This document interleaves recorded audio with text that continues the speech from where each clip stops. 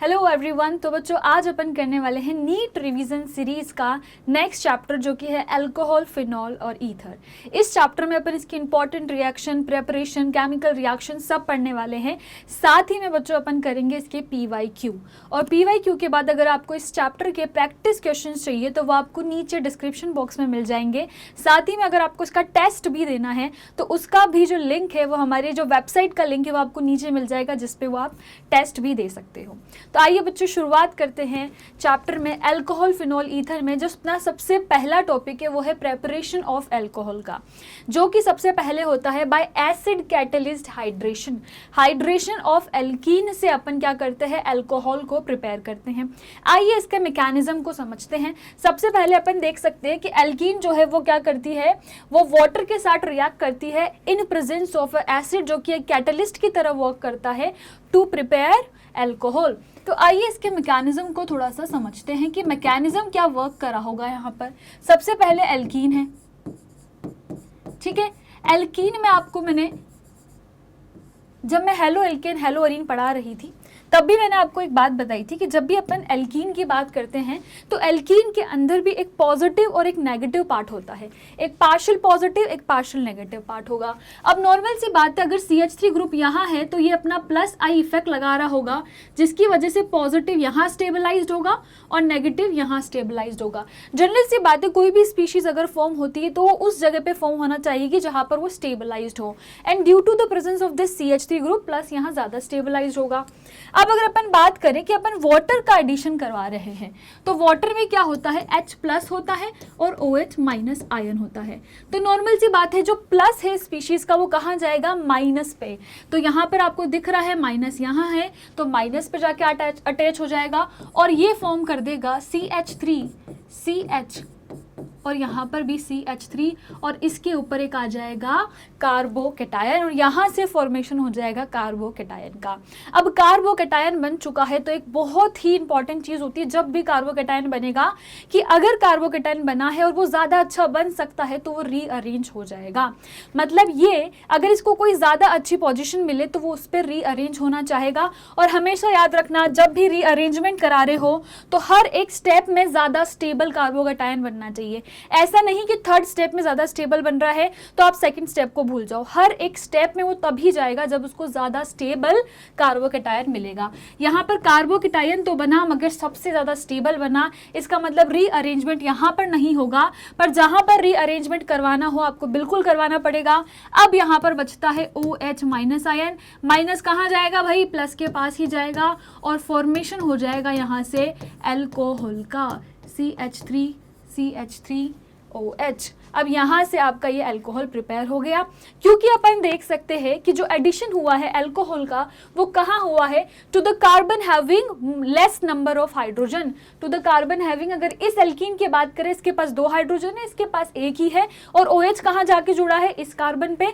तो इसका मतलब इस एडिशन को क्या बोलेंगे बच्चों, इस एडिशन को बोला जाता है मार्कोनिकॉफ रूल।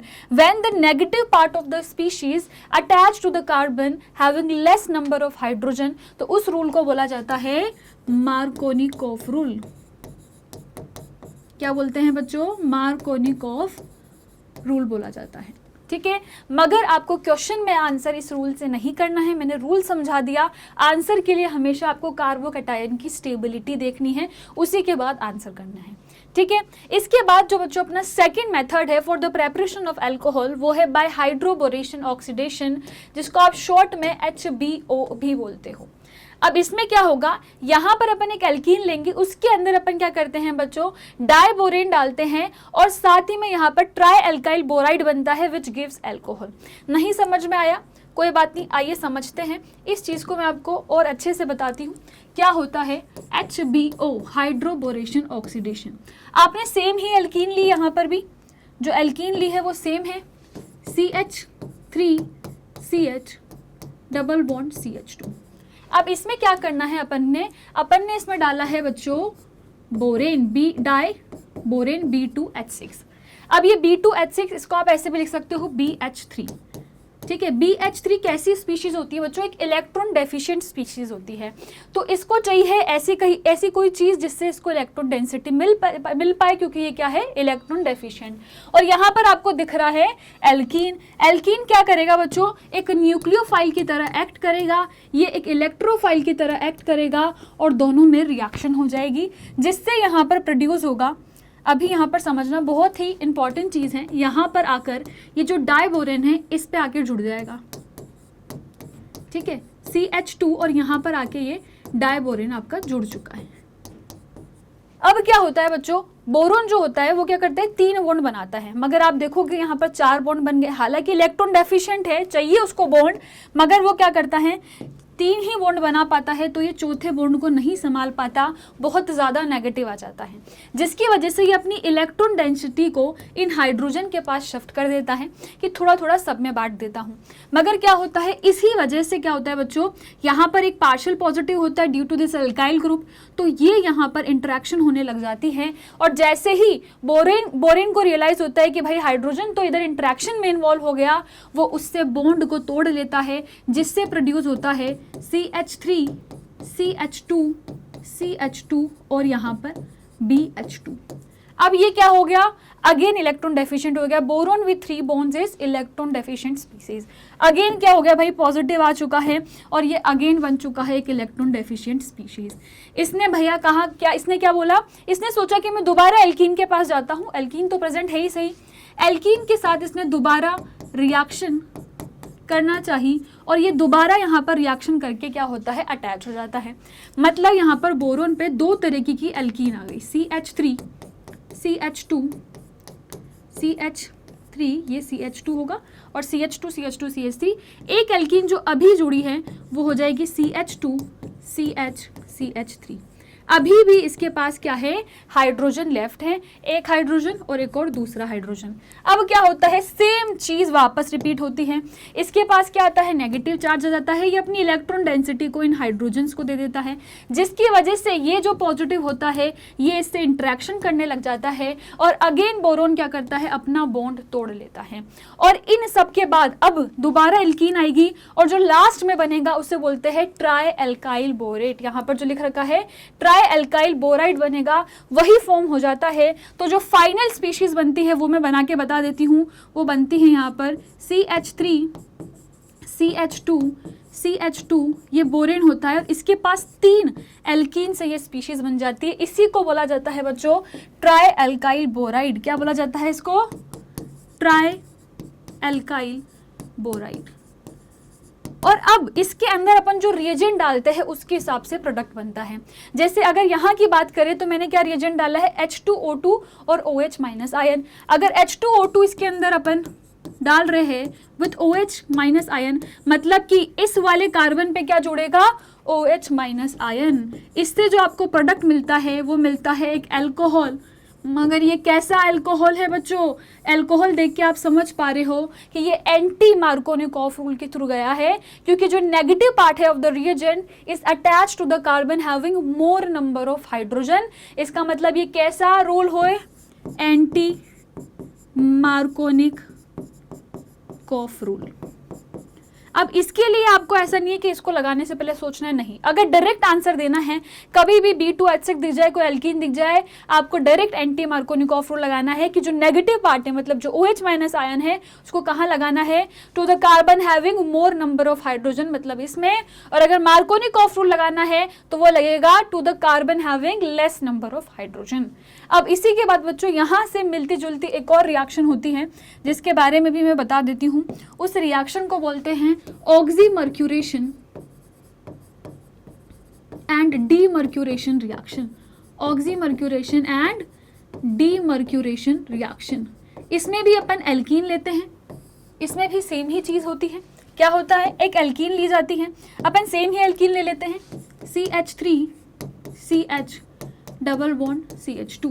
इस एल्कीन के साथ में अपन क्या देते हैं, रिएजेंट देते हैं मर्क्यूरी, क्योंकि मैंने ऑक्सीमर्क्यूरेशन लिख रखा है, तो यहाँ पर जो रिएजेंट होता है वो होता है मर्क्यूरिक एसीटेट, HgOAc 2। तो ये क्या होता है, मरकरी का एसीटेट होता है।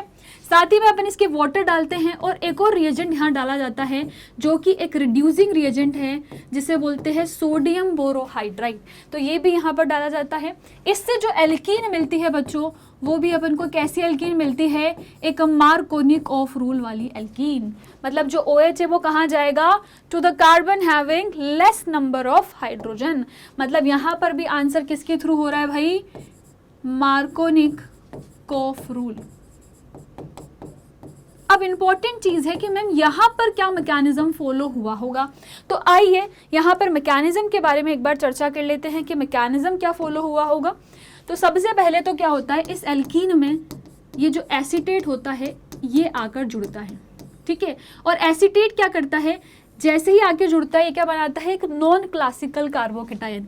आइए देखते हैं क्या बनता है, CH3 CH2 और यहाँ से फॉर्मेशन हो जाता है एक 3 मेंबर्ड रिंग का। जब भी इस तरीके का कार्बोकेटायन बनता है तो उसको बोलते हैं NCC, नॉन क्लासिकल कार्बोकेटायन। इसकी स्टेबिलिटी ये है कि जितने भी कार्बोकेटायन बनते हैं वो रीअरेंज कर पाते हैं, मगर NCC विल नेवर रीअरेंज, ये कभी भी रीअरेंज नहीं हो पाता। मतलब यहाँ पर एक कार्बोकेटायन बन रहा है मगर उसका रीअरेंजमेंट नहीं होगा, because the carbocation formed is a NCC, non classical carbocation. अब क्या होता है बच्चों, जो वाटर होता है वो अटैक करता है। अब वाटर कहाँ अटैक करेगा इसको समझो, जहाँ पर पॉजिटिव होगा। अगर मैं इन दोनों की बात करूँ तो पॉजिटिव कहाँ होना चाहिए, क्योंकि यहाँ पर एल्काइल ग्रुप है, पॉजिटिव यहाँ होना चाहिए। वाटर का अटैक भी यहाँ होगा जिसकी वजह से बन जाएगा CH3 CHOH एंड यहाँ पर आ जाएगा CH2 और HgOAC। अब क्या होता है, अब रोल है इस रिड्यूसिंग एजेंट का जिसे बोलेंगे NaBH4 सोडियम बोरोहाइड्राइड, जो कि इस मरकरी को रिप्लेस करके एक हाइड्राइड लगा देता है। हाइड्राइड डोनर होता है ये रिड्यूसिंग एजेंट, जिसकी वजह से बच्चों यहाँ पर प्रोड्यूस होता है एक alcohol through the rule of मार्कोनिक of rule. ठीक है, तो समझ में आ गया पूरा रिएक्शन। बिल्कुल इससे मिलता जुलता है जो हाइड्रोबोरेशन ऑक्सीडेशन है, बस यहाँ पर एक नॉन क्लासिकल कार्बोकेटायन बनता है और दोनों में रूल क्या लगते हैं, अलग अलग। हाइड्रेशन ऑफ एल्कीन में Markovnikov of rule, hydroboration oxidation में anti Markovnikov of rule, OMDM में मार्कोनिक ऑफ रूल। तो ये याद रखना है। आइए देखते हैं इसके बाद नेक्स्ट रिएक्शन। तो बच्चों आइए देखते हैं प्रेपरेशन ऑफ अल्कोहल की कुछ और रिएक्शन, जिसमें सबसे पहली रिएक्शन है reduction of aldehyde and ketone. जो एल्डिहाइड एंड कीटोन ग्रुप्स होते हैं उनके रिडक्शन से भी अल्कोहल को प्रोड्यूस किया जाता है। अब कौन सा ग्रुप कौन सा अल्कोहल प्रोड्यूस करेगा, आइए देखते हैं। अगर अपन यहाँ पर ले रहे हैं, क्या ले रहे हैं बच्चों, एल्डिहाइड RCHO, तो अगर इसका रिडक्शन करवाया जा रहा है, क्या करवाया जा रहा है, रिडक्शन, तो जो आपका अल्कोहल प्रोड्यूस होता है वो एक प्राइमरी अल्कोहल होता है RCH2OH। क्या होता है, RCH2OH। और अगर यहाँ पर एक कीटोन लिया जा रहा है तो कीटोन के रिडक्शन से जो प्रोड्यूस होगा वो होगा सेकेंडरी अल्कोहल RC और यहाँ पर आ जाएगा एक OH और यहाँ पर H। क्या आ जाएगा, HOH आ जाएगा। और यहाँ पर कैसा अल्कोहल बन गया, सेकेंडरी अल्कोहल। यहाँ पर कैसा अल्कोहल बन गया, प्राइमरी अल्कोहल। याद रखना, एल्डिहाइड से प्राइमरी अल्कोहल बनता है और कीटोन से सेकेंडरी अल्कोहल। अब यही चीज़ जब अपन ऑक्सीडेशन रिएक्शंस देखेंगे तो उल्टा हो जाएगी। जब इसके केमिकल रिएक्शंस देखेंगे तो वहां पर क्या हो रहा होगा, अल्कोहल से ऑक्सीडाइज्ड होके एल्डिहाइड और कीटोन बन रहे होंगे। ठीक है, अब यहाँ पर होता है बच्चों एसिड। तो एसिड का भी क्या होता है, रिडक्शन हो जाता है और उससे भी अल्कोहल मिलता है, मगर यहाँ पर एक सिंपल रिड्यूसिंग एजेंट से नहीं मिलता। एक बहुत ही स्पेशल रिड्यूसिंग एजेंट होता है जिसे बोलते हैं lithium aluminium hydride LiAlH4, which is a very powerful reducing agent. बहुत ही ज़्यादा पावरफुल रिड्यूसिंग एजेंट होता है। ये क्या करता है, बहुत बड़े बड़े और बहुत सारे फंक्शनल ग्रुप को रिड्यूस कर देता है, जिसमें से एक है आपका एसिड। तो ये एसिड को रिड्यूस कर देगा और क्या बनाएगा, प्राइमरी अल्कोहल। ठीक है, याद रखना है, एल्डिहाइड से प्राइमरी अल्कोहल, एसिड से प्राइमरी अल्कोहल, कीटोन से सेकेंडरी अल्कोहल। ठीक है, अब यहाँ पर आता है फ्रॉम, जो थर्ड पॉइंट है अपने प्रेपरेशन में वो है फ्रॉम ग्रिग्नार्ड रिएजेंट। तो ये भी कीटोन से अल्कोहल बनाएगा या एल्डिहाइड से अल्कोहल बनाएगा, पर कैसे होता है आइए इसकी रिएक्शन को समझते हैं। और जहाँ जहाँ पर ग्रिग्नार्ड होगा ना, सेम चीज़ लगेगी। आइए समझते हैं क्या होता है। मान लो आपने ले ली एक एक कीटोन ले लिया, ठीक है। कीटोन के अंदर आपने डाला यहाँ पर एक ग्रिग्नार्ड रिएजेंट CH3MgBr, ठीक है। आपको बहुत शांति से बहुत स्पेशल तरीके से समझाऊंगी कैसे रिएक्शन को करना है। जब भी कोई रिएक्शन हो ना, हमेशा मैकेनिज्म के लिए नेगेटिव पॉजिटिव बना देने हैं कि कहाँ पर पॉजिटिव होगा कहाँ पर नेगेटिव होगा। जैसे अगर अपन इसकी बात करें तो इस पे जो CH3 होता है ग्रिग्नार्ड के अंदर वो नेगेटिव होता है और MgBr जो होता है वो क्या होता है, पॉजिटिव होता है। अगर इस कार्बोनिल कंपाउंड की बात करें बच्चों, इस रिएक्शन को न्यूक्लियोफिलिक एडिशन रिएक्शन बोलते हैं, जो कार्बोनिल कंपाउंड में अपन बहुत डिटेल में पढ़ने वाले हैं। मगर अगर मैं यहाँ पर बात करूँ तो अगर इसके अंदर देखें तो ये जो कार्बन होता है ये पॉजिटिव होता है और oxygen because it is more electronegative तो वो नेगेटिव होता है। अब क्या होगा, नेगेटिव पॉजिटिव पे चल जाएगा और नेगेटिव पॉजिटिव पे चल जाएगा। इससे क्या फॉर्म हो रहा है वो देखना, ये CR- ऐसा का ऐसा ही रहेगा। CH3 आके अटैच हो चुका है और जो ऑक्सीजन है उस पे क्या हो गया, MgBr आके अटैच हो चुका है। अब क्या करना है, कुछ नहीं करना, हाइड्रोलिसिस करा दो।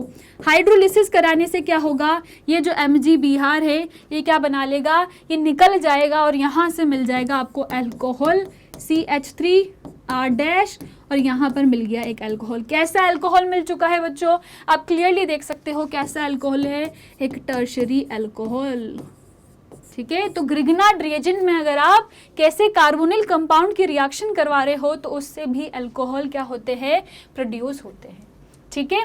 तो ये सारी बात होगी प्रेपरेशन ऑफ अल्कोहल की। आइए देखते हैं इसकी केमिकल रिएक्शंस। तो बच्चों आइए बात करते हैं केमिकल रिएक्शन ऑफ अल्कोहल, जिसमें जो फर्स्ट रिएक्शन है वो है एडिशन रिएक्शन। और ये सेम रिएक्शन अपन ने हेलो अल्केन और हेलो अरीन में भी पढ़ी थी। मैंने बताया भी था जो यहाँ पर कर रहे हैं उसी का उल्टा वहाँ पर अपन केमिकल रिएक्शन में कर देंगे। अल्कोहल में अगर आप क्या डाल रहे हो बच्चों, HX डाल रहे हो तो उससे क्या बनेगा, एक अल्काइल हैलाइड बन जाएगा। और ये बहुत स्पेशल रिड्यूसिंग रिएजेंट होता है, सॉरी एजेंट होता है, जिसके बारे में मैंने बताया था, जो कि है HCl + ZnCl2 which is known as Lucas reagent used for distinction of primary, secondary and tertiary alcohol। और मैंने पूरा सब कुछ बताया था कि टर्शरी अल्कोहल में जो टर्बिडिटी है इमीडिएट आती है, सेकेंडरी अल्कोहल में ऑन 5 to 7 मिनट्स आती है एंड प्राइमरी अल्कोहल में जो टर्बिडिटी है वो आती ही नहीं है, ऑन हीटिंग ही पॉसिबल हो पाता है, ठीक है। और SOCl2 और पिरिडीन की जो रिएक्शन होती है उससे बोलते हैं डार्जन रिएक्शन और ये प्रोसीड होती है SNI मैकेनिज्म से। बहुत बार पूछा जाता है डार्जन रिएक्शन में कौन सा मैकेनिज्म यूज हुआ है, याद रखना SNI मैकेनिज्म होता है। और जो प्रोडक्ट मिलता है उसमें क्या होता है, रिटेंशन होता है कॉन्फ़िगरेशन का, क्या होता है, रिटेंशन होता है। HX में आपकी अल्काइल हैलाइड के ऊपर डिपेंड करता है कि कैसा आपका जो प्रोडक्ट बनने वाला है वो कौन से मैकेनिज्म से होके गुजरा है।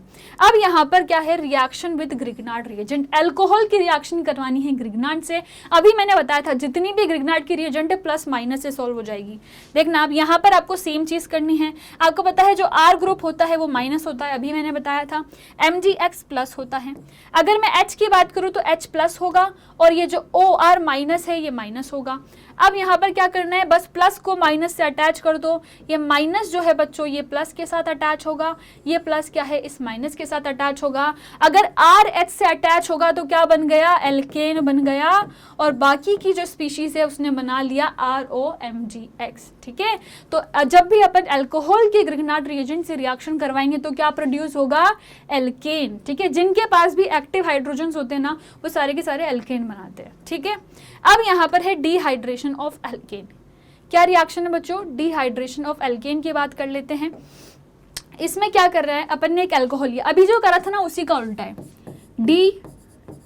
और बहुत सारे क्वेश्चन आते हैं डिहाइड्रेशन ऑफ अल्कोहल से, क्योंकि इसमें भी बनता है कार्बोकेटायन और कार्बोकेटायन का रीअरेंज होकर क्वेश्चन बहुत सारे फॉर्म हो सकते हैं।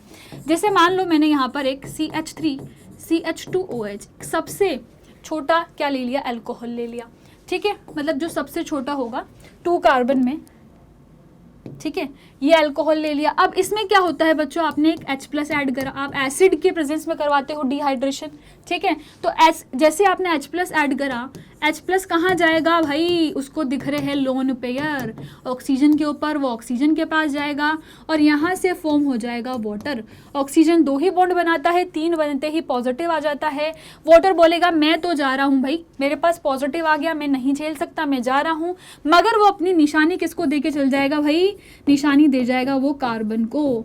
अब कार्बन के ऊपर आ चुका है पॉजिटिव। अब कार्बन के ऊपर अगर आपने कोई रिएजेंट डाला तो वो अटैच हो जाएगा, कोई भी नेगेटिव रिएजेंट डाला तो वो अटैच हो जाएगा। मगर मान लो आपने रिएजेंट नहीं डाला तो क्या होगा, तब एल्कीन का फॉर्मेशन होगा। अब यहाँ से जो एक H होगा वो रिमूव होगा, H प्लस लेके बाहर चला जाएगा और फॉर्म कर देगा एक एल्कीन CH2CH2। इंपॉर्टेंट क्वेश्चन है मैम, ये तो सबसे छोटा अल्कोहल था। अगर ऐसा अल्कोहल है जिसमें 2 तरीके की एल्कीन बन सकती है, एक ज़्यादा सब्स्टिट्यूटेड, एक लेस सब्स्टिट्यूटेड, तब क्या करना है, तो याद रखना जब भी डिहाइड्रेशन ऑफ अल्कोहल करवा रहे हो तो set Jeff alkene, set Jeff कौन सी होती है, सेट जेफ एल्कीन होती है जो मोस्ट सब्स्टिट्यूटेड होती है, वही मेजर प्रोडक्ट बनेगी। Most substituted will form the major product, यही क्या करेगी, मेजर प्रोडक्ट बनाएगी। तो बच्चों यहाँ तक अपन ने केमिकल रिएक्शन में देख लिया है, जितनी भी अपन ने हेलो एल्केन में रिएक्शन पढ़ी थी। जब भी आप इसमें HX डालते हो, SOCl2 डालते हो, PCl5 डालते हो, अगर मैंने यहाँ पर PCl5 भी ऐड किया होता तब भी क्या बनता, तब भी सेम चीज़ बनती, RX बनता, POCl3 बनता और HCl बनता। और अगर मैंने 3 मोल्स ऑफ अल्कोहल लेकर यहाँ पर red PX3, red P plus X2 add करा होता, जो कि PX3 भी बोलते हैं, तो ये भी क्या करता है, यहाँ पर RCl बनाता, ठीक है, या फिर RX बनाता 3 मोल्स ऑफ, और साथ में बच्चों आपका यहाँ से मॉलिक्यूल जो है उसका बाई प्रोडक्ट बन जाते। तो हर एक केस में यहाँ पर क्या होगा, RX ही बन रहा है, याद रखना है, ठीक है। आइए देखते हैं इसकी नेक्स्ट केमिकल रिएक्शन, जिसमें अपन ने रिड्यूसिंग, अभी अपन ने रिडक्शन देखा था कार्बोनिल कंपाउंड का, अब अल्कोहल के ऑक्सीडेशन से कार्बोनिल कंपाउंड कैसे बनते हैं वो देखेंगे। तो आइए इसमें सबसे पहली जो रिएक्शन है वो है ऑक्सीडेशन रिएक्शन। तो अगर मैंने ऑक्सीडेशन रिएक्शन की बात कर रही हूं, तो अगर मैंने प्राइमरी अल्कोहल लिया है RCH2OH, ये कैसा अल्कोहल है बच्चों, प्राइमरी अल्कोहल है। अगर मैंने इसका ऑक्सीडेशन करवाना है तो उससे प्रोड्यूस होगा RCHO, एक एल्डिहाइड। क्या प्रोड्यूस होगा, एक एल्डिहाइड। मगर यहाँ पर मैंने दोबारा ऑक्सीडाइजिंग एजेंट डाल दिया, और दोबारा ऑक्सीडाइजिंग एजेंट डालते ही क्या प्रोड्यूस होगा, एक एसिड। याद रखना है प्राइमरी अल्कोहल से ही एल्डिहाइड और एसिड बनते हैं, depend on the oxidizing agent. अब ये कैसे डिपेंड करता है, आइए बात करते हैं इसकी भी। अगर मैं एक माइल्ड ऑक्सीडाइजिंग एजेंट लेती हूँ, माइल्ड ऑक्सीडाइजिंग एजेंट लूंगी तो क्या बनेगा, जो रिएक्शन है वो यहीं पर रुक जाएगी, एल्डिहाइड तक जाएगी। अगर मैंने एक स्ट्रॉन्ग ऑक्सीडाइजिंग एजेंट लिया है तो जो रिएक्शन है वो कहाँ तक जाएगी, एसिड तक जाएगी। तो भाई देखना, अगर माइल्ड ऑक्सीडाइजिंग एजेंट यूज है तो एल्डिहाइड बनाना है, स्ट्रॉन्ग यूज हुआ है तो एसिड बनाना है। अब दिक्कत यह है कि मैम हमें नहीं पता कौन से रिएजेंट माइल्ड ऑक्सीडाइजिंग एजेंट है और कौन से रिएजेंट स्ट्रॉन्ग ऑक्सीडाइजिंग एजेंट है। तो आइए एक बार इनको भी देख लेते हैं, कौन कौन से स्ट्रॉन्ग हैं, कौन कौन से माइल्ड है। तो अगर अपन यहाँ पर बात करें माइल्ड ऑक्सीडाइजिंग एजेंट की, तो इसमें आता है PCC, PDC, ये सारे के सारे इसमें ही आते हैं। एक कॉलिन रिएजेंट होता है वो भी इसी के अंदर आता है, ठीक है। अगर अपन बात करें स्ट्रॉन्ग ऑक्सीडाइजिंग एजेंट की, तो इसमें आपको बहुत इंपॉर्टेंटली दिखता है KMO4, potassium permanganate, K2Cr2O7, potassium dichromate, और एक जोन्स रिएजेंट होता है वो भी आपको इसी में देखने को मिलता है। तो ये स्ट्रॉन्ग रिएजेंट हो गए, ये आपके माइल्ड ऑक्सीडाइजिंग एजेंट हो गए। माइल्ड यूज कर रहे हो एल्डिहाइड बनाना है, स्ट्रॉन्ग यूज कर रहे हो एसिड बनाना है। ये तो बात हो गई प्राइमरी अल्कोहल की। अगर सेकेंडरी अल्कोहल लिया है तो क्या होगा, आइए देखते हैं। अगर आपने लिया है एक सेकेंडरी अल्कोहल तब क्या होगा, अगर तब आपने ऑक्सीडाइजिंग एजेंट डाला तो आपका यहाँ पर फॉर्म हो जाएगा कीटोन। और इस केस में डिपेंड नहीं करेगा कि माइल्ड लिया है या ऑक्सीडाइजिंग या फिर स्ट्रॉन्ग ऑक्सीडाइजिंग रिएजेंट लिया है, दोनों ही केस में क्या होगा, कीटोन ही फॉर्म होगा। Whether you take mild oxidizing agent और स्ट्रॉन्ग, दोनों ही केस में क्या बनेगा आपको, दोनों ही केस में एक ही प्रोडक्ट मिलेगा, वो है कीटोन। क्या मिलेगा? कीटोन। अब बात आती है मैम टर्शरी अल्कोहल को क्यों भूल रहे हो, उसने क्या बिगाड़ा है सबका। आइए बात करते हैं टर्शरी अल्कोहल की। इसमें कोई सा भी ऑक्सीडाइजिंग रिएजेंट डाल दो, रिएक्शन ही नहीं करता। रिएक्शन क्यों नहीं करता? अल्फा हाइड्रोजन ही नहीं है तो कहाँ से रिएक्शन करेगा। इसके लिए एक हाइड्रोजन की ज़रूरत होती है जो कि इधर नहीं होती, जिसकी वजह से टर्शरी अल्कोहल ऑक्सीडाइजिंग रिएक्शंस नहीं शो करते हैं। मगर क्या मैम कभी नहीं शो करेंगे?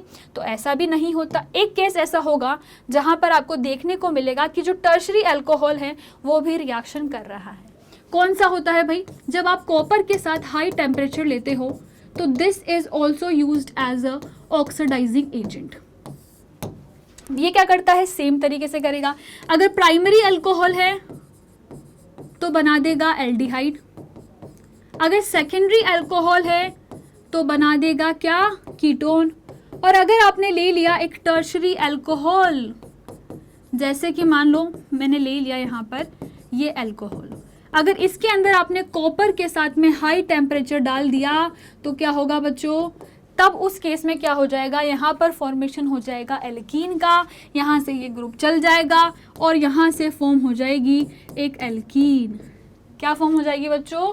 एक एल्कीन बन जाएगी। तो याद रखना है एल्कीन का फॉर्मेशन हो जाता है अगर कॉपर ऑक्सीडाइजिंग एजेंट है तो, and it is the only one oxidizing agent that can react with tertiary alcohol. सिर्फ एकमात्र ऐसा ऑक्सीडाइजिंग एजेंट है जो टर्शरी अल्कोहल के साथ रिएक्ट करता है। अब क्योंकि एकमात्र है तो क्वेश्चन बनने के चांसेस ज़्यादा है, याद रखना है।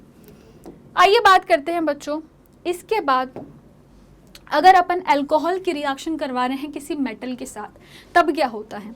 तो अगर आपने कोई भी एक्टिव मेटल ली है, लाइक सोडियम हो गया, पोटेशियम हो गया, कैल्शियम हो गया, तो वो सिंपली क्या करता है, जो अपना हाइड्रोजन है यहाँ से चला जाता है और साथ ही में कोई मेटल आके जुड़ जाता है। जैसे अगर एक एग्जाम्पल की बात करें तो ROH है, इसके अंदर 2 मोल्स लेते हैं, इसके अंदर मैंने सोडियम के भी 2 मोल्स लिए, तो इससे जो प्रोड्यूस होता है वो होता है RONA।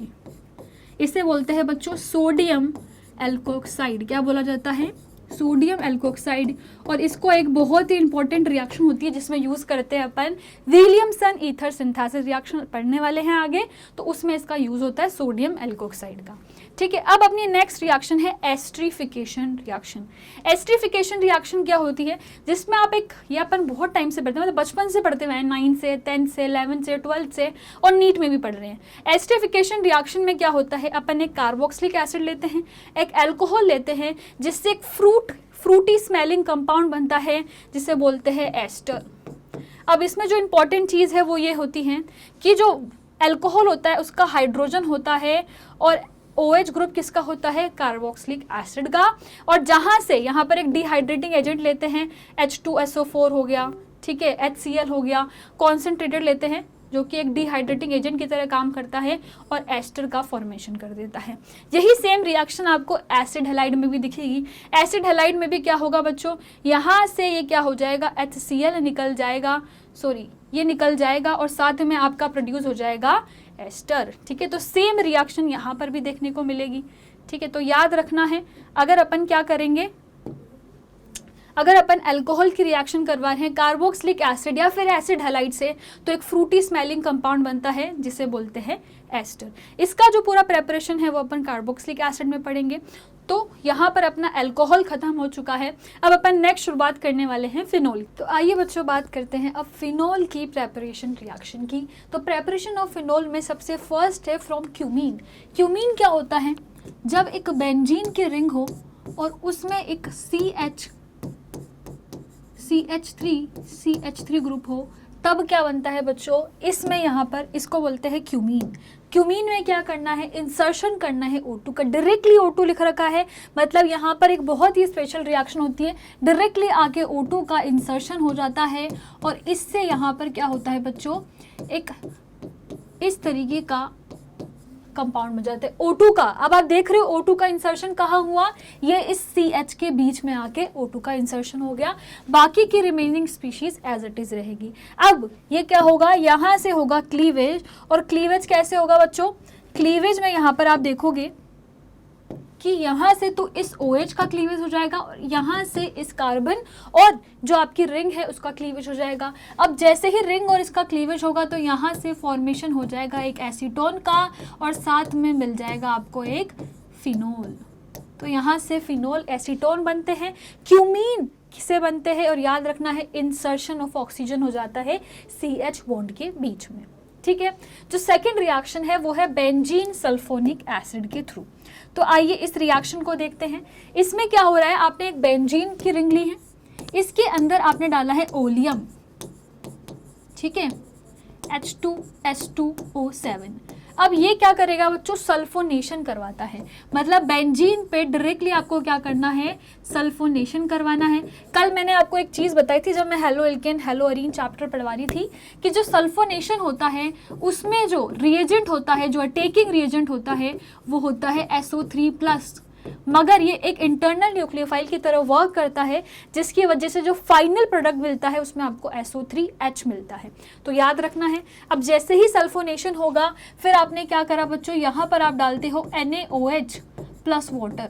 अब NaOH डालने से क्या होता है, ये फिनोक्साइड में चेंज हो जाता है, सोडियम फिनोक्साइड में। किसमें चेंज हो जाता है, सोडियम, इसको बोलते हैं सोडियम फिनोक्साइड। और फिर जब इसका अपन हाइड्रोलिसिस करते हैं तो उससे अपन को मिल जाता है फिनोल। ठीक है, तो ये कैसी रिएक्शन हो गई, सबसे पहले सल्फोनेशन करवाना है, सल्फोनेशन में फिर आपको क्या करना है बच्चों, साथ में NaOH डालना है जिससे सोडियम फिनोक्साइड बन जाएगा और सोडियम फिनोक्साइड से फिनोल बनाना बहुत इजी है, हाइड्रोलिसिस कराओ डायरेक्टली आपको क्या मिलेगा यहाँ पर, फिनोल।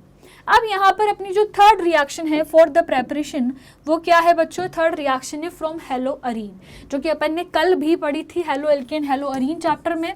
अगर हेलो अरीन है और अगर आपको डायरेक्टली इससे क्या बनाना है, फिनोल बनाना है, तो अपन ने देखा था कि जो नॉर्मल एरोमेटिक सब्स्टिट्यूशन होता है वो पॉसिबल नहीं हो पाता। अगर पॉसिबल है तो बहुत ज़्यादा हाई टेम्परेचर पे होता है और हाई प्रेशर पे होता है। तो बिल्कुल सही, यहाँ पर आप सोडियम हाइड्रोक्साइड के साथ में बहुत ज़्यादा हाई टेम्परेचर और प्रेशर देते हो तब जाकर ही ये रिएक्शन पॉसिबल हो पाती है। इस रिएक्शन का भी एक नाम होता है, इसको बोला जाता है डाउस प्रोसेस। क्या बोलते हैं, डाउस प्रोसेस। याद रखना है, अगर मैं यहाँ पर गलती से नॉर्मल टेम्परेचर लिख दूँ, STP लिख दूँ तो रिएक्शन पॉसिबल नहीं है। Reaction only occurs at very high temperature and pressure. तो याद रखना है, ये बहुत बड़ी स्पेशलिटी है इस रिएक्शन की। अब अगर अपन यहाँ पर जो अपनी लास्ट प्रेपरेशन रिएक्शन देखेंगे वो है डाइजोनियम सोल्ट के थ्रू। अब जो डाइजोनियम सोल्ट है उसको बनाने के लिए आपको पहले एनिलीन लेना पड़ेगा। इसमें आप डालोगे NaNO2 HCl, NaNO2 और HCl जो कि यहाँ पर प्रिपेयर करता है डाइजोनियम सोल्ट N2Cl। इसके अंदर अगर फिर आपने वाटर डाला है तो वाटर डालने से आपको मिलेगा, क्या मिल जाएगा बच्चों, यहाँ पर आपको डायरेक्टली मिल जाएगा फिनोल। और अगर इसके अंदर अपन डिफरेंट रिएजेंट और डालेंगे, जैसे फॉर एग्जांपल मैंने Cu2Cl2 HCl डाल दिया तो इसे सेंड मायर रिएक्शन बोल देंगे और यहाँ से आपको मिल जाएगा हेलो अरीन। क्या मिल जाएगा, हेलो अरीन। तो डाइजोनियम से बहुत सारे प्रोडक्ट मिल सकते हैं depending on the reagent we are using. ठीक है, तो ये हो गया डाइजोनियम सोल्ट से प्रेपरेशन और यहीं पर अपनी 4 की 4 जितनी भी फिनोल की प्रेपरेशंस होती हैं वो खत्म हो गई। आइए देखते हैं अपन केमिकल रिएक्शन ऑफ फिनोल को।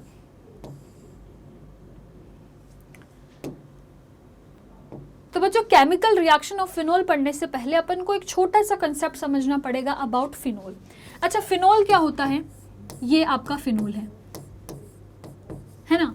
अब फिनोल के अंदर आप एक चीज को समझो कि फिनोल की एसिडिटी को कैसे पता लगेगा कि फिनोल की एसिडिक स्ट्रेंथ कब इंक्रीज होगी और कब डिक्रीज होगी। तो एसिडिटी ऑफ फिनोल को समझते हैं। अब जब फिनोल का अपन क्या बनाएंगे बच्चों, यहाँ पर रेजोनेंस ड्रॉ करेंगे तो अपन को मिलेगा कि जो यहाँ पर क्या बन रहा है, यहाँ पर जो इलेक्ट्रॉन डेंसिटी है वो कहाँ इंक्रीज हो रही है, ऑर्थो एंड पैरा पोजीशन पे। ऑर्थो एंड पैरा पोजीशन पे जो इलेक्ट्रॉन डेंसिटी है वो क्या होगी, इंक्रीज होगी। मतलब जो नेगेटिव बनेगा वो ऑर्थो और पैरा पे ही बनेगा, जिसकी वजह से ऑर्थो पैरा डायरेक्टिंग नेचर होगा फिनोल का। और फिनोल का जो फिनोक्साइड आयन होता है ये क्या होता है, बहुत ज़्यादा बढ़ा देता है बेंजीन को और एक्टिवेटिंग नेचर का होता है। मतलब अब ये एक्टिवेट हो चुका है और बहुत अच्छे से सारी रिएक्शन को करेगा, जिसकी वजह से जो फिनोल होता है वो इलेक्ट्रोफिलिक सब्स्टिट्यूशन रिएक्शन बहुत इजीली देता है। इलेक्ट्रोफिलिक सब्स्टिट्यूशन रिएक्शन जो कि अपन ने हेलो अरीन में पढ़ा था कि वो नहीं दे पाती, क्योंकि जो हेलोजन होता है वो डीएक्टिवेट कर देता है रिंग को, मगर यहाँ पर जो रिंग है वो क्या हो जाएगी, एक्टिवेट। तो याद रखना है एक्टिवेट बाय OH ग्रुप, इस OH ग्रुप की वजह से ये एक्टिवेट हो जाती है। अब यहाँ पर बहुत बार आपसे एक सिंपल क्वेश्चन पूछा जाएगा तो उसके बारे में भी बता देती हूँ। एसिडिटी ऑफ फिनोल से पूछ लेगा, कहीं बार यहाँ पर इलेक्ट्रॉन विड्रॉइंग ग्रुप सब्स्टिट्यूटेड होंगे फिनोल में, तब क्या करना है, अगर जो फिनोल है वो इलेक्ट्रॉन विड्रॉइंग ग्रुप से सब्स्टिट्यूटेड है तो आपका एसिडिक नेचर जो होगा वो बढ़ जाएगा। और अगर आपके यहाँ पर इलेक्ट्रॉन डोनेटिंग ग्रुप सब्स्टिट्यूटेड है फिनोल पर तो जो उसका एसिडिक नेचर है वो कम हो जाएगा। तो याद रखना है जब भी कोई इलेक्ट्रॉन विड्रॉइंग ग्रुप हो -I -R वाले तो वो क्या करेंगे, एसिडिटी को बढ़ा देंगे, और अगर इलेक्ट्रॉन डोनेटिंग ग्रुप है तो वो क्या करेंगे, एसिडिटी ऑफ फिनोल को डिक्रीज कर देंगे। ठीक है, अब समझते हैं इसकी सारी रिएक्शन। तो आइए, सबसे पहली रिएक्शन है अपने पास नाइट्रेशन ऑफ फिनोल की। फिनोल में अगर अपन नाइट्रेशन कर रहे हैं तो मैंने बताया था नाइट्रेशन के लिए आपका जो स्पीशीज होती है रिएक्टिंग स्पीशीज वो NO2 होती है। ऑर्थो पैरा डायरेक्टिंग है अगर फिनोल तो कैसे प्रोडक्ट बनाएगा, ऑर्थो और पैरा पे ही बनाएगा, तो ये ऑर्थो और पैरा पे प्रोडक्ट मिल जाते हैं। ठीक है, अब यहाँ पर जो होता है वो क्या होता है, ऑर्थो वाला प्रोडक्ट मेजर हो जाता है। रीजन क्या होता है आइए समझते हैं। जब अपन फिनोल में नाइट्रेशन करवाते हैं HNO3 प्लस कॉन्सेंट्रेटेड H2SO4 तो अपन को दो तरीके की स्पीशीज मिलती हैं। एक तो मिलता है ऑर्थो सब्स्टिट्यूटेड ऑर्थो नाइट्रोफिनोल और एक मिलता है पैरा नाइट्रोफिनोल। अब ये दोनों बहुत इंपॉर्टेंट है क्योंकि इन दोनों के बहुत डिफरेंट कैरेक्टरिस्टिक्स है। आइए समझते हैं। जैसे अगर मैं ऑर्थो नाइट्रोफिनोल की बात करूं तो दो इलेक्ट्रोनेगेटिव एटम है ऑक्सीजन नाइट्रोजन जो कि हाइड्रोजन बॉन्डिंग कर लेंगे और यहाँ पर देखी जाएगी विद इन द मॉलिक्यूल हो रही है तो इंट्रा मॉलिक्यूलर H बॉन्डिंग। और क्योंकि यहाँ पर आप देख सकते हो NO2 और OH बहुत दूर दूर है तो अगर इनको हाइड्रोजन बॉन्डिंग करनी है तो यहाँ पर दूसरे मॉलिक्यूल की हेल्प से ही हो पाएगी। ठीक है, यहाँ पर एक दूसरा आपको मॉलिक्यूल लाना पड़ेगा जिसकी हेल्प से ही हो पाएगी। तो यहाँ पर होगी इंटर मॉलिक्यूल के अंदर है तो इंटर मॉलिक्यूलर H बॉन्डिंग। अब जब ये मिक्सचर आपको मिलता है ना तो इनका सेपरेशन भी ज़रूरी है। तो इनका सेपरेशन बहुत इजीली हो जाता है थ्रू स्टीम डिस्टिलेशन। किसके थ्रू होता है? स्टीम डिस्टिलेशन मेथड के थ्रू। और ऐसा पॉसिबल इसीलिए हो पाता है क्योंकि इन दोनों में डिफरेंट हाइड्रोजन बॉन्डिंग है। डिस्टिलेशन की वजह से ये एक इंट्रामोलिकुलर H बॉन्डिंग है तो ये ज़्यादा वॉलेटाइल होता है तो ये यहाँ पर स्टीम डिस्टिलेशन से निकल जाता है और ये कम वॉलेटाइल होता है इसीलिए सेपरेशन इन दोनों का ईजिली हो जाता है। ठीक है, तो याद रखना है ये चीज़। अब यहाँ पर अगर अपन ने डाइल्यूट HNO3 ना लेकर एक कॉन्सेंट्रेटेड HNO3 ले लिया तो यहाँ पर जो रिएक्शन होगी उसमें आपको पिक्रिक एसिड मिल जाएगा। मतलब अगर फिनोल के अंदर मैंने कॉन्सेंट्रेटेड HNO3 का यूज़ कर लिया डाइल्यूट ना लेकर तो जो यहाँ पर आपको मिलेगा वो मिलेगा पिक्रिक एसिड। पिक्रिक एसिड होता है 2,4,6। देखना नाइट्रो ग्रुप कहाँ पर है, 2,4,6 ट्राई नाइट्रो फिनोल। क्या बोलते हैं? 2,4,6 ट्राई नाइट्रोफिनोल जिसको अपन बोलते हैं picric acid. It is a very strong acid. याद रखना है formed with the presence of concentrated HNO3। तो यहाँ पर नाइट्रेशन अपना पूरा कंप्लीट हो गया। अब आइए बात करते हैं हेलोजिनेशन की। हेलोजिनेशन में अपन जनरली क्या यूज़ कर रहे थे? जब अपन ने हेलो एल्केन हेलोरीन पढ़ा तो अपन ब्रोमीन के साथ में एक लुईस एसिड डाल रहे थे, मगर यहाँ पर क्या कोई लुईस एसिड नहीं है। आप यहाँ पर CH CH2 या फिर क्लोरोफॉर्म CHCl3 का यूज करोगे, क्योंकि ये ऑलरेडी इतना एक्टिवेटिंग है due to the presence of OH group कि इसमें अपन को लुईस एसिड की जरूरत नहीं है, ये डायरेक्टली ऑर्थो पैरा प्रोडक्ट बना देगा, para will be the major product. इसमें भी ऐसा होता है कि अगर आपने ब्रोमीन जो है वो एक्वस ले ली तो आपको 2,4,6 वही जो अपन ने नाइट्रो के केस में करा था ट्राई ब्रोमोफिनोल मिल जाएगा। और इसको बच्चों टेस्ट के लिए भी यूज किया जाता है क्योंकि ये वाइट प्रेसिपिटेट बनाता है। बहुत बार पूछा जाता है, आपको बोल देंगे x is the compound on reaction with aqueous bromine forming a white precipitate which is the product, what is the product formed. तो प्रोडक्ट क्या होगा 2,4,6 ट्राइब्रोमोफिनोल। याद रखना है इसका वाइट प्रेसिपिटेट बनता है। अब आइए हेलोजिनेशन भी कंप्लीट हो गया तो अपनी नेम रिएक्शंस पे चलते हैं। और जो सबसे पहली नेम रिएक्शन है वो है कोल्बे सिंथेसिस बोलते हैं इसको, कोल्बेज रिएक्शन भी बोला जाता है। ठीक है, इसमें क्या होता है बच्चों, अपन एक फिनोल लेते हैं, ठीक है, और फिनोल के अंदर आप देखना अपन क्या डालेंगे, यहाँ पर फिनोल के अंदर अपन डाल रहे हैं NaOH जिससे एक सोडियम फिनोक्साइड आयन मिल रहा है। उसके अंदर अपन CO2 डालते हैं और हाइड्रोलिसिस करवा देते हैं जिससे आपको सैलिसिलिक एसिड मिल जाता है। अब देखना रिएक्शन में क्या करेंगे, सबसे पहले डालेंगे NaOH ताकि रिएक्शन क्या बना दे, सोडियम फिनोक्साइड।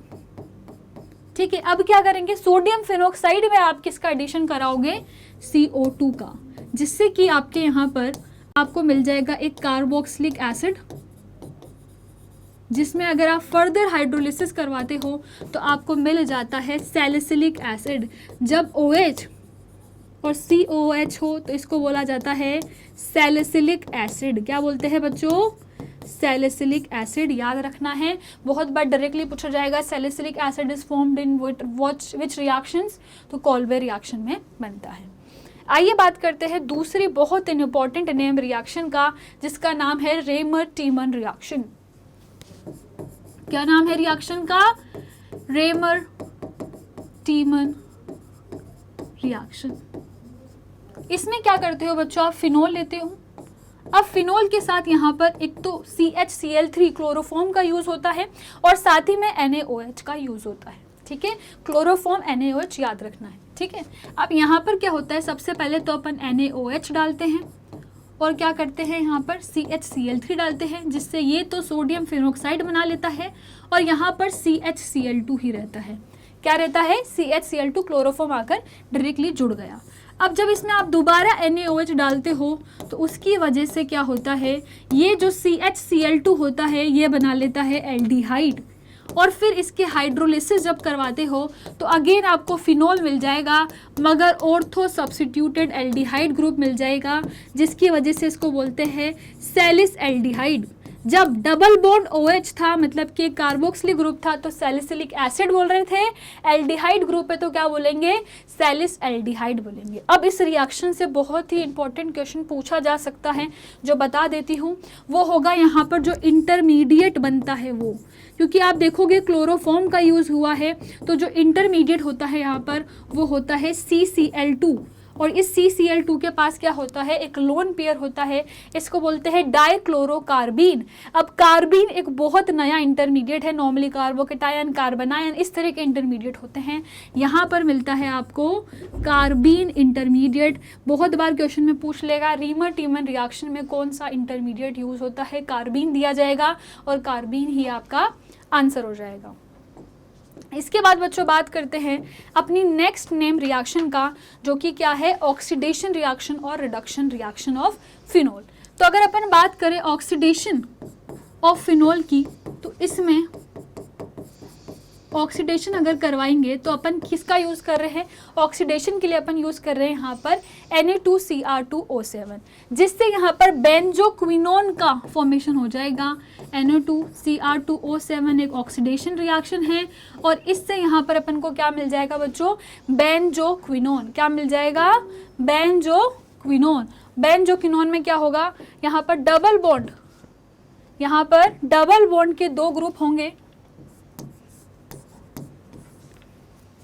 यहाँ पर क्या होगा बच्चों, आपने एक फिनोल लिया, ठीक है, फिनोल के अंदर आपने क्या करा, यहाँ पर Na2Cr2O7 का यूज करा जिससे आपको मिल जाएगा एक ऑक्सीडाइज प्रोडक्ट जिसको बोलते हैं बेंजोक्विनोन। क्या हो जाएगा ये?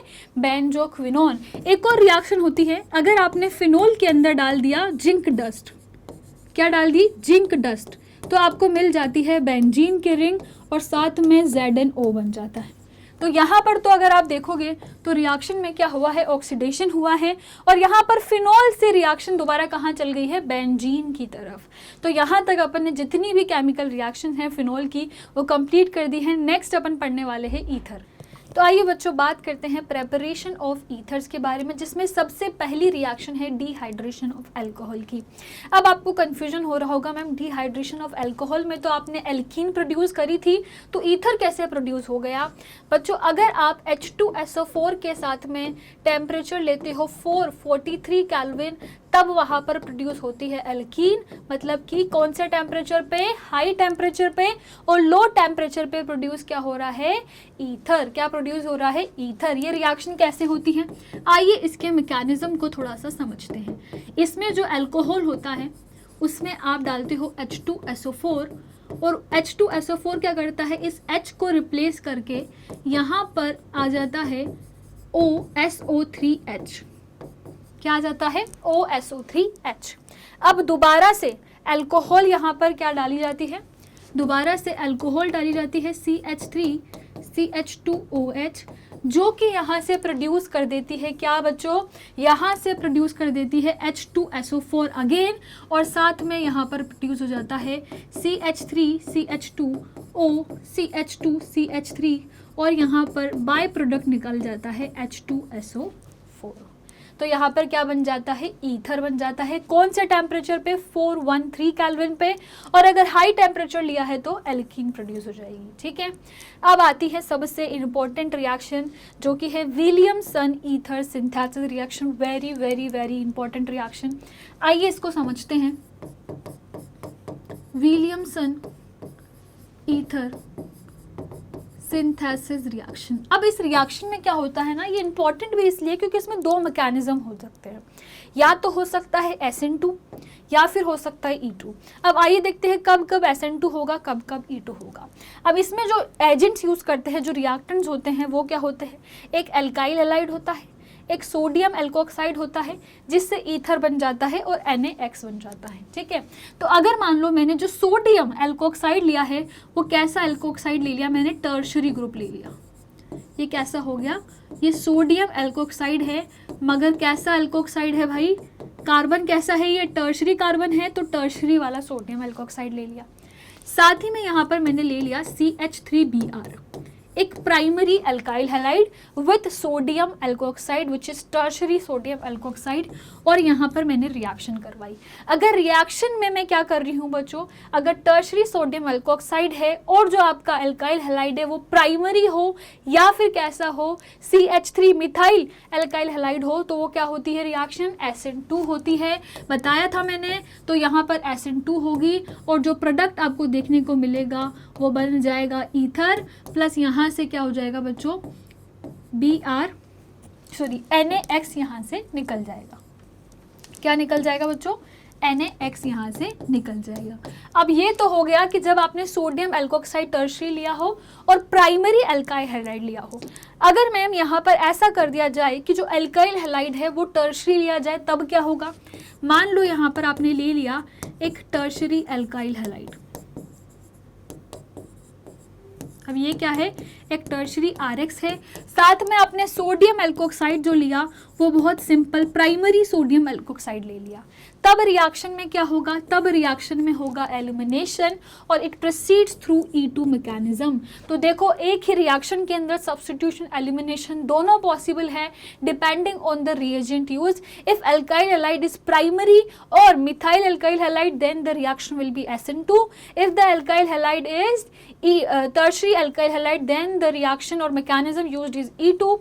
If secondary alkyl halide is used, then the combination of two products we will get, that is substitution and elimination. Both products we can get. तो यहाँ पर जो आपका प्रोडक्ट बनेगा वो सेम बनेगा OCH3, पर याद रखना है एल्काइल हैलाइड क्या है, टर्शरी वाला है, मतलब जो मैकेनिज्म यूज हुआ होगा वो E2 यूज हुआ होगा। दोनों में देख पा रहे हो सेम प्रोडक्ट बन रहा है। अब इसी तरीके से एग्जामिनर आपको कंफ्यूज कर सकता है कि मैकेनिज्म कौन सा है। आपको एल्काइल हैलाइड चेक करनी है, टर्शरी है तो E2 होगा, प्राइमरी या क्या है मिथाइल हैलाइड है तो क्या होगा आपका SN2 मैकेनिज्म होगा। तो यही इंपॉर्टेंट चीज़ थी। अब यहाँ पर एक दो इंपॉर्टेंट पॉइंट्स और होते हैं जो मैं बता देती हूँ आपको। मान लो आपने क्या करा है यहाँ पर, अगर आपने कभी भी PHBr ले लिया एराइल हैलाइड, तो मैंने बताया था एराइल हैलाइड कभी भी सब्स्टिट्यूशन रिएक्शन नहीं देता है, तो रिएक्शंस होगी ही नहीं। ठीक है, अगर आपने यहाँ पर ले लिया बच्चों, एक यहाँ पर ले लिया PHONA, मतलब कि कैसा फिनोक्साइड ले लिया, सोडियम फिनोक्साइड ले लिया, तो सोडियम फिनोक्साइड हमेशा याद रखना फिनोल प्रोड्यूस करेगा। मतलब इस केस में हैलाइड कौन सा भी हो, हैलाइड कैसा भी तरह का हो, रिएक्शन में हमेशा फिनोल ही बनेगा, याद रखना है। ठीक है, तो ये दोनों चीज़ें याद रखनी थी। अब आइए देखते हैं यहाँ पर अपन रिएक्शन, केमिकल रिएक्शंस को देखते हैं ऑफ ईथर, क्योंकि अपन ने सारी की सारी प्रेपरेशंस देख ली हैं। अब केमिकल रिएक्शन ऑफ ईथर को देखते हैं, और सबसे पहली रिएक्शन है बच्चों यहाँ पर जब अपन ईथर के अंदर HX डाल रहे हैं, HX मतलब हाइड्रोजन हैलाइड डाल रहे हैं यहाँ पर बच्चों, और HX जो होते हैं उसका ऑर्डर जो होता है फॉर ईथर रिएक्शन वो होता है HI का सबसे ज़्यादा होता है, फिर HBr का, और फिर HCl का। अब जो मेनली रिएक्शन है ना वो आपको HI और HBr ही करते हुए दिखेंगे, वो भी एट वेरी हाई टेम्परेचर। तो आइए एक रिएक्शन को देखते हैं। जैसे फॉर एग्जांपल मैंने ले लिया CH3O CH2CH3, ये इथर ले लिया। ठीक है, इसके अंदर मैंने डाला HI। तो सबसे पहले तो ये हाइड्रोजन क्या करेगा, ऑक्सीजन के पास लोन पेयर है भाई, तो उसके पास जाना चाहेगा और उसके पास जाकर इसको प्रोटोनेट कर देगा, OH पॉजिटिव बन जाएगा और ये CH2 और CH3 बन जाएगा। अब अगर H आ चुका है तो नॉर्मल सी बात है, अब किसका आना बाकी है, I- का, आयोडाइड आयन का, जो कि एक बहुत अच्छा न्यूक्लियोफाइल होता है, गुड न्यूक्लियोफाइल। अब एक बात बताओ, अगर ये गुड न्यूक्लियोफाइल है तो ये कहाँ से अटैक करना चाहेगा, ये जो I- है वो अटैक करना चाहेगा एक लोअर एल्काइल ग्रुप से, ताकि ये क्या बना दे, CH3I बना दे और यहाँ पर अल्कोहल बन जाए CH3 CH2OH। तो हमेशा याद रखना जो आपका आयोडाइड आयन है वो कहाँ जाएगा, स्मॉलर ग्रुप की तरफ, जो कि यहाँ पर क्या है CH3। तो यहाँ पर याद रखना आयोडाइड आयन स्मॉलर ग्रुप की तरफ जाएगा, और जो रिएक्शन यहाँ पर उसकी वजह से हो जाएगी वो हो जाएगी SN2। कैसी रिएक्शन हो जाएगी, SN2। और अगर मान लो यहाँ पर ऐसा हुआ, मान लो इसका एक और केस पॉसिबल है, अगर ऐसा हुआ कि आपको यहाँ पर CH3 CH3 CH3 OCH3 एक इस तरीके का ईथर दिया गया है और इसके अंदर आपने डाला है HI। अब क्या होगा बच्चों, अब देखना, जब भी आपको इस तरीके का ईथर मिले तो आपको पता है ये जो 3 मिथाइल ग्रुप है ये बहुत ज़्यादा यहाँ पर पॉजिटिव को बढ़ा रहे होंगे, जिसकी वजह से एक स्टेबल कार्बोकेटायन बन सकता है। तो ये बॉन्ड यहाँ से क्लीव हो जाएगा और उस केस में जो आपको मिलेगा वो मिलेगा टर्शरी हैलाइड। ऐसे तो क्या मिल रहा था, primary halide through SN2 mechanism, अब यहाँ पर मिलेगा एक कार्बोकेटायन बन चुका है, तो SN1 मैकेनिज्म आयोडीन का अटैक हुआ है फिर, और यहाँ से मिल जाएगा CH3OH। तो याद रखना है जब भी इस तरीके का बल्की ग्रुप होगा तो वहाँ पर क्या होगा, SN1 मैकेनिज्म होगा, और बल्की ग्रुप ही क्या बना रहा होगा, एल्काइल आयोडाइड। ठीक है, इसका एक और केस होता है बच्चों, अगर आपने HI को एक्सेस में ले लिया। कैसा केस है, अगर आपने HI को एक्सेस में ले लिया, जैसे मान लो पीछे वाले केस की बात कर लेते हैं, CH3 CH2 OCH3 है और मैंने जो यहाँ पर HI लिया है वो ले लिया एक्सेस में। अब इस केस में जो दोनों बनेंगे वो हैलाइड ही बन जाएंगे। कैसे, जैसे ये वाला तो हैलाइड बना ही रहा था CH3I, और ये वाला क्या बना रहा था, अल्कोहल बना रहा था CH3 CH2OH। मगर क्या होगा, क्योंकि HI जो है वो एक्सेस में है तो दोबारा इस पे अटैक होगा, यहाँ से ये OH निकलेगा और ये दोबारा क्या बना लेगा, CH3 CH2I। तो आपको डायरेक्टली याद रखना है कि अगर HI एक्सेस में है तो दोनों ही क्या बनाएंगे, एल्काइल हैलाइड। क्या बनाएंगे, एल्काइल हैलाइड। तो ये रिएक्शंस हो गई भाई आपकी सारी की सारी जो ईथर करता है HI के साथ। अब बात करते हैं बच्चों इलेक्ट्रोफिलिक सब्स्टिट्यूशन रिएक्शन की, और वो भी एरोमेटिक इलेक्ट्रोफिलिक सब्स्टिट्यूशन रिएक्शन की ऑफ ईथर, जो किसके साथ होगी, एनिसोल के साथ में। अब अगर अपन यहाँ पर थोड़ी सी एसिडिटी ऑफ एनिसोल के बारे में बात करें तो जो एनिसोल है वो भी लाइक फिनोल क्या होता है, बहुत ज़्यादा एक्टिवेटिंग नेचर का होता है, और ऑर्थो और पैरा पे क्या कर देता है, एक्टिवेट कर देता है इलेक्ट्रॉन डेंसिटी को। ठीक है, अब यहाँ पर क्या होता है, यहाँ पर भी ऑर्थो पैरा प्रोडक्ट मिलेंगे, सेम चीज़ें बिल्कुल जो फिनोल में हुई थी। अब यहाँ पर आपने ब्रोमिनेशन हैलोजिनेशन करवाया है, ऑर्थो पैरा प्रोडक्ट मिले हैं, para will be the major because of the steric hindrance. अगर आपने क्या करा है, फ्रिडल क्राफ्ट एल्काइलेशन करवाया है तो आपको पता है CH3+ यहाँ पर क्या होता है, यहाँ पर Br माइनस अटैकिंग रिएजेंट होता है, यहाँ CH3+ होता है, तो CH3 ortho and para group पे जुड़ गया, para will be the major product. और एसाइलेशन में क्या होता है, एसाइलेशन में क्या होता है बच्चों, जो आपका अटैकिंग रिएजेंट होता है वो होता है C double bond O CH3, इस पे पॉजिटिव होता है, और ये अटैक करके आपको ऑर्थो पैरा सब्स्टिट्यूट कर देता है एनिसोल को, और para will be the major. फिर आता है आपका नाइट्रेशन, नाइट्रेशन में वही HNO3 with H2SO4, nitro group substitute हो जाएगा पैरा और ऑर्थो पोजिशन पे, and para will be the major. तो यहाँ पर बच्चों जो अपना थ्योरी वाला पार्ट है वो पूरा खत्म होता है किसका, अल्कोहल फिनोल ईथर का। अब अपन सॉल्व करेंगे इसके प्रीवियस ईयर क्वेश्चंस। इसमें से जो बच्चों सबसे पहला क्वेश्चन है वो क्या है, आइए देखते हैं। Reaction of phenol with chloroform in presence of a dilute sodium hydroxide finally introduces which on the following functional group.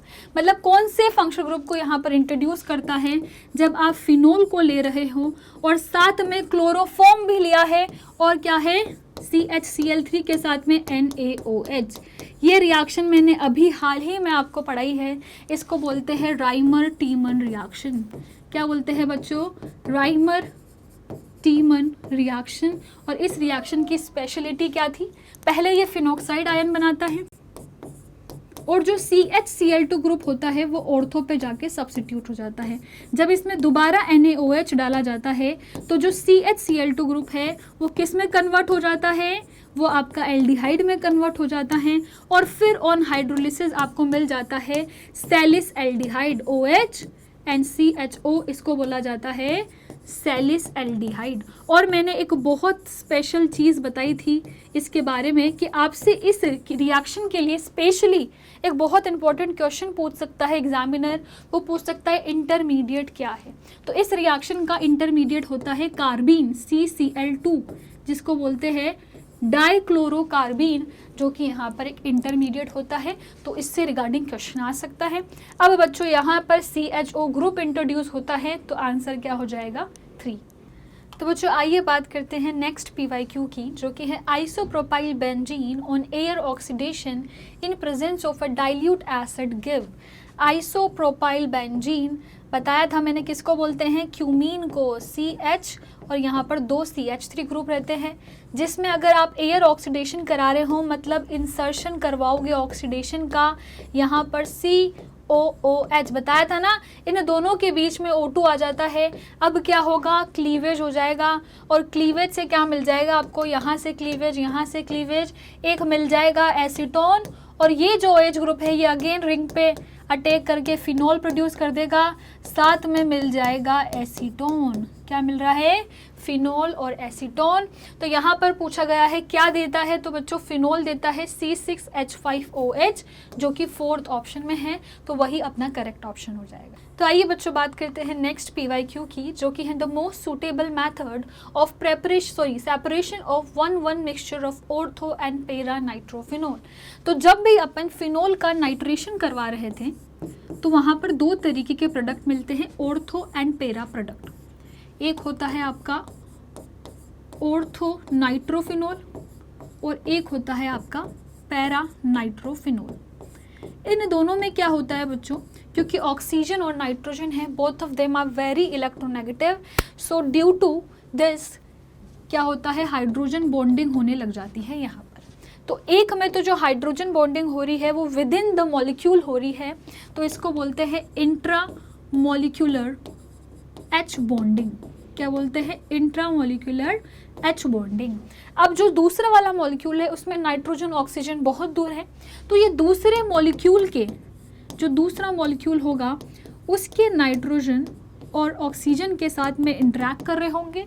अब इसमें एक दूसरे मॉलिक्यूल की ज़रूरत पड़ी है, तो इसको बोलते हैं इंटर मॉलिक्यूलर एच बॉन्डिंग। अब जो इंट्रा वाला होता है ना बच्चों, ये क्या होता है? स्टीम वॉलेटाइल होता है। जो ऑर्थो सब्स्टिट्यूटेड आपका नाइट्रोफिनोल है ये स्टीम वॉलेटाइल है और ये लेस वॉलेटाइल होता है, ठीक है। तो इसकी वजह से जब आप इनके अंदर स्टीम डिस्टिलेशन मेथड का यूज़ करते हो तो ये सेपरेशन हो जाता है through steam distillation, because one of them is steam volatile, इसलिए they are easily separated through steam distillation. Steam distillation अपन को थर्ड ऑप्शन में दिख रहा है, क्लियरली आंसर हो जाए। तो बच्चों आइए बात करते हैं नेक्स्ट PYQ की, जो कि है the heating of phenyl methyl ether with HI produces. अब फिनाइल मिथाइल ईथर का मतलब है एक फिनाइल की रिंग है और यहाँ पर CH3 है। अब इसमें अपन ने क्या करा है बच्चों? HI डाला है। अब HI में अपन को पता है जनरली क्या होता है, सबसे पहले ये प्रोटोनेट होता है ऑक्सीजन, इसके बाद क्या होता है, जो आयोडीन होता है वो स्मॉलर ग्रुप की तरफ जाता है। अगर टर्शरी ग्रुप नहीं प्रेजेंट है तो वो क्या जाएगा? स्मॉलर ग्रुप की तरफ जाएगा। अदरवाइज टर्शरी ग्रुप एक कार्बोकैटायन बना देगा और मैकेनिज्म क्या हो जाएगा? SN1।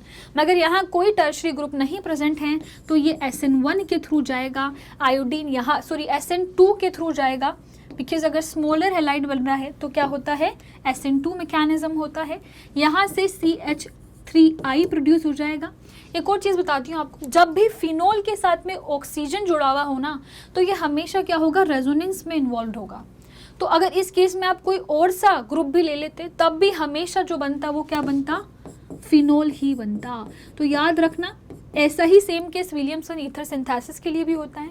अगर कोई भी बेंजीन रिंग के पास ऑक्सीजन है, it is involved in the resonance, that means this bond will break, never the oxygen and benzene ring वाला बॉन्ड कभी भी नहीं टूटेगा। तो याद रखना है हमेशा फिनोल ही बनेगा, ठीक है। तो क्लियरली यहाँ से आंसर हो जाएगा सेकेंड, विच इज फिनोल, और साथ ही में आपको एक मिथाइल हैलाइड भी मिल जाएगा।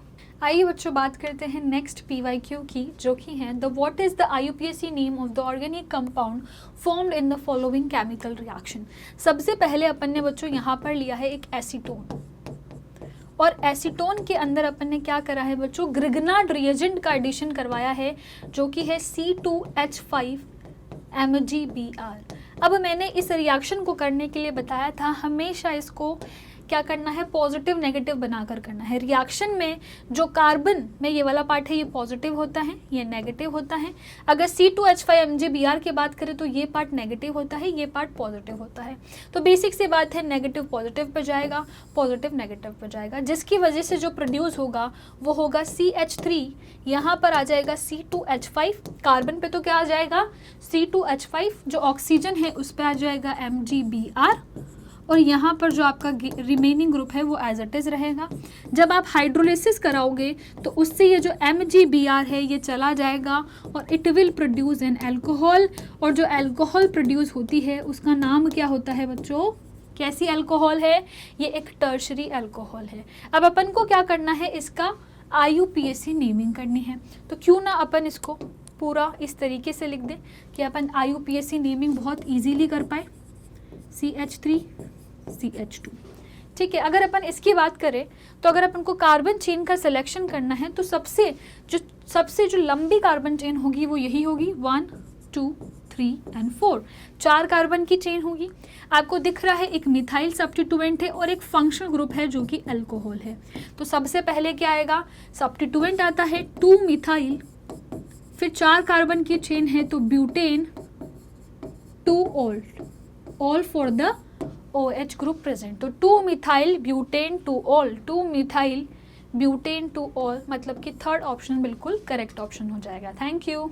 आइए बच्चों बात करते हैं नेक्स्ट PYQ की, जो कि है given below are the two statement. Statement first is in Lucas test primary, secondary and tertiary alcohol are distinguished on the basis of their reactivity with concentrated HCl and ZnCl2। This is a true statement. मैंने आप सभी को बताया था कि Lucas test होता है जिसमें जो रिएजेंट यूज होता है वो होता है HCl प्लस ZnCl2। अब ये क्या करता है, डिफरेंट अल्कोहल के साथ में डिफरेंट तरीके से टर्बिडिटी बनाता है। टर्बिडिटी क्या होता है, क्लाउडी टाइप का एक आपको लगेगा, मतलब कुछ फॉर्म हो गया है। अगर टर्शरी अल्कोहल होगा तो जो टर्बिडिटी आएगी वो इमीडिएट आएगी,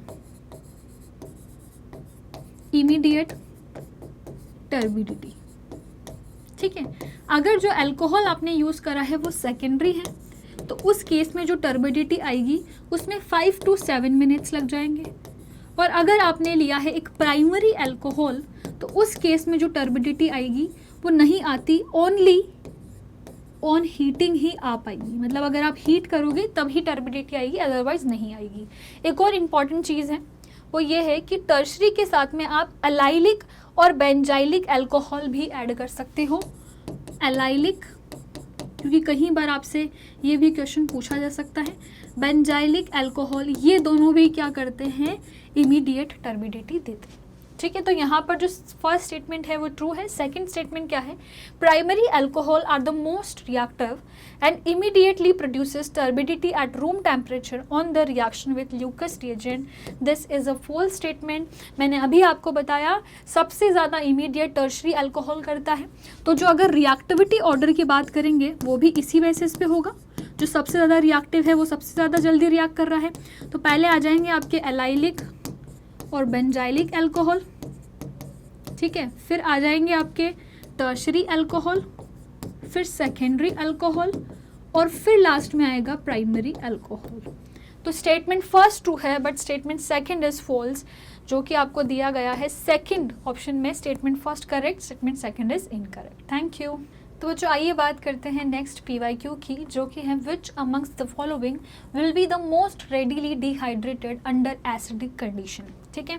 तो जो फर्स्ट ऑप्शन है अगर उसमें से आपको क्या करना है, डिहाइड्रेशन करना है, बेसिक सी बात है।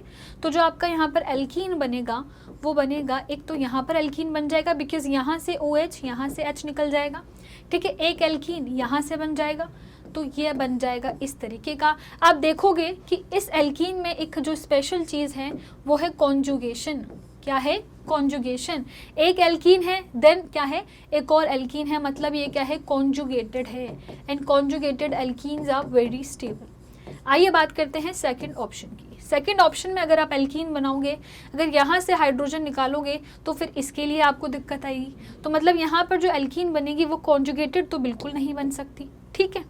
अब अगर इसकी बात करें तो यहाँ पर भी एक sp3 कार्बन आ जाएगा, तो कॉन्जुगेटेड एल्कीन बनाना मुश्किल है, यहाँ पर भी पॉसिबल नहीं हो पाएगा। सो द ओनली रेडीली जो रिएक्ट करेगा बहुत जल्दी से, जो वो क्या होगा, जब कॉन्जुगेटेड एक स्टेबल चीज़ बन रही है तब रिएक्टिविटी ज़्यादा हो जाती है। तो यहाँ पर जो चीज़ बन रही है वो स्टेबल है, कॉन्जुगेटेड है, रेजोनेंस स्टेबलाइज्ड है, इसी वजह से सबसे पहले बन जाएगी।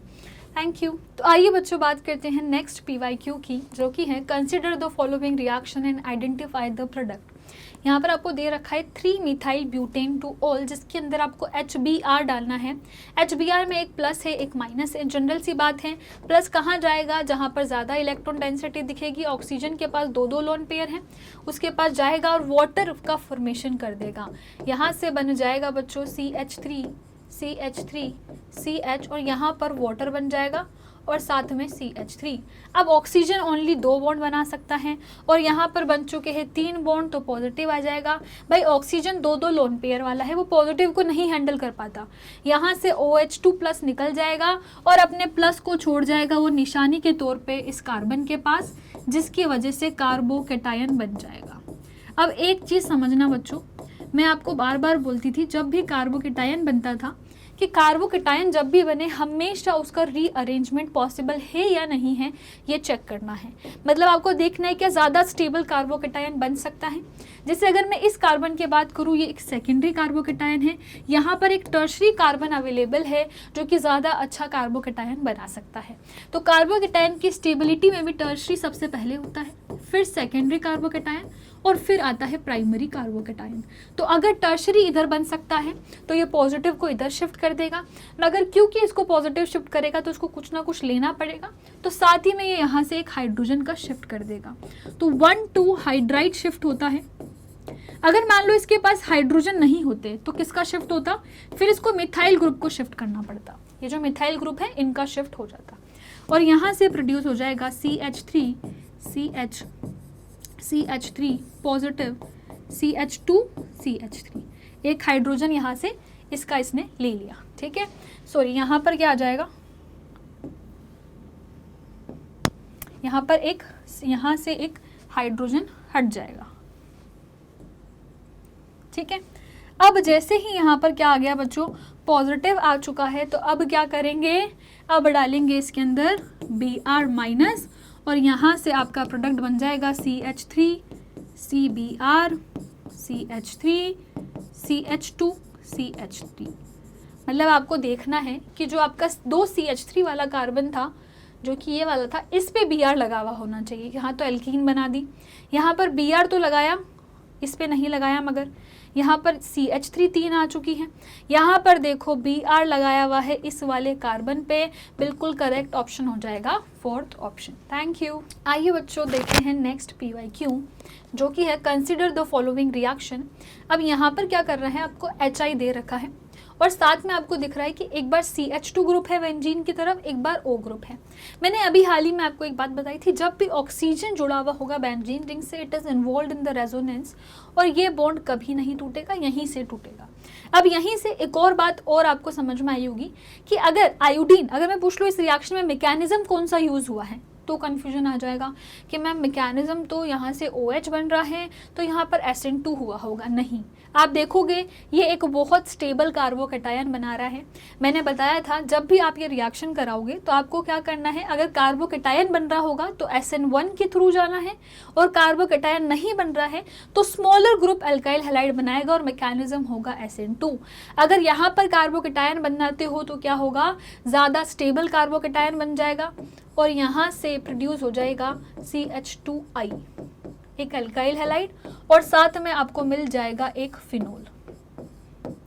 ठीक है, तो ये प्रोडक्ट देखना था भाई, CH2OH नहीं बनेगा, CH2I बनेगा, एक OH बनेगा, तो ये बिल्कुल करेक्ट ऑप्शन हो जाएगा।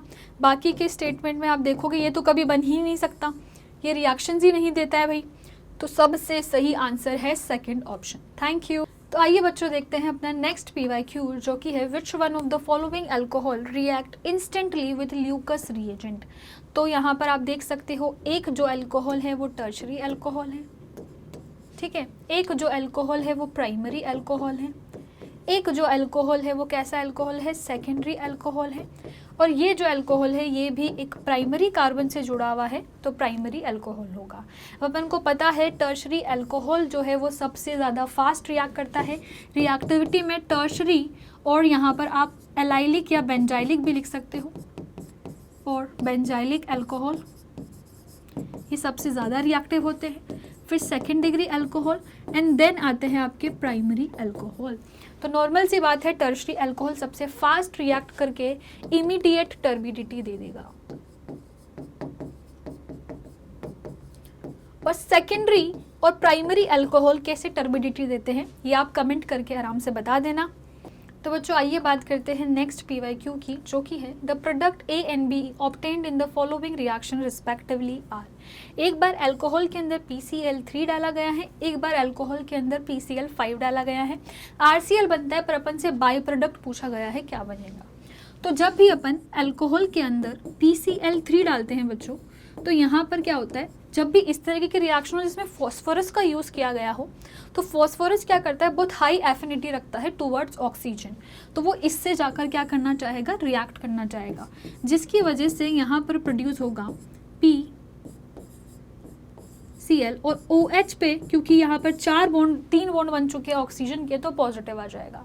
अब क्या होगा, यहाँ से ये पूरा ग्रुप लीव हो जाएगा और R पे पॉजिटिव आ जाएगा, जिसकी वजह से प्रोड्यूस हो जाएगा RCl और साथ ही में जो ये क्या बनता है HO PCl2 बनता है। यहाँ पर क्या प्रोड्यूस होता है बच्चों, OH PCl। अब ये जो दोनों बॉन्ड है ये क्लीव होकर यहाँ से OH और OH के साथ में प्रोड्यूस होकर बना लेते हैं H3PO3। क्या प्रोड्यूस होता है यहाँ पर, H3PO3। तो जो यहाँ पर A रिएजेंट है वो क्या होगा, H3PO3। अब अपन से पूछा गया जब ROH के साथ PCl5 डाला जाए तब क्या होगा, तो इसके मैकेनिज्म में मैंने बताया था PCl5 एक सॉलिड स्टेट हाइब्रिडाइजेशन में जब आप करते हो तो PCl4+ बनाता है, तो वैसे ही अल्कोहल की रिएक्शन करवाई जाती है PCl4+ के साथ में, ठीक है। और ये यहाँ पर रिएक्ट करके क्या बनाते हैं बच्चों, वही सेम चीज़, हाई एफिनिटी है टूवर्ड्स ऑक्सीजन, तो आकर यहाँ से अटैच हो जाता है Cl और Cl। अब क्या होगा, यहाँ से एक HCl बाहर निकल जाता है और बाकी का जो रिमेनिंग बचता है वो बचता है POCl3, साथ में RCl और साथ में बन जाता है एक HCl। तो यहाँ से मिल रहा है POCl3 और यहाँ से मिल रहा है H3PO3। तो अगर अपन बात करें A और B की, तो A है H3PO3, B है POCl3, which is correct according to the first option. So यहाँ पर फर्स्ट ऑप्शन ही अपना करेक्ट हो जाए। तो बच्चों यहाँ तक अपन ने अल्कोहल, फिनोल और ईथर के PYQ और थ्योरी दोनों को कंप्लीट कर लिया है। अगर आपको इसके और क्वेश्चन को प्रैक्टिस करना है क्योंकि थ्योरी बहुत अच्छे से क्लियर हो गई है, तो आपको उसका जो PDF है वो आपको डिस्क्रिप्शन बॉक्स में मिल जाएगा। साथ ही में बच्चों इसके साथ में अगर आप इसका टेस्ट देना चाहते हो इस चैप्टर का, तो उसका जो चैप्टर वाइज टेस्ट है वो आपको हमारी वेबसाइट पे मिल जाएगा, जिसका लिंक भी नीचे डिस्क्रिप्शन बॉक्स में है। Thank you.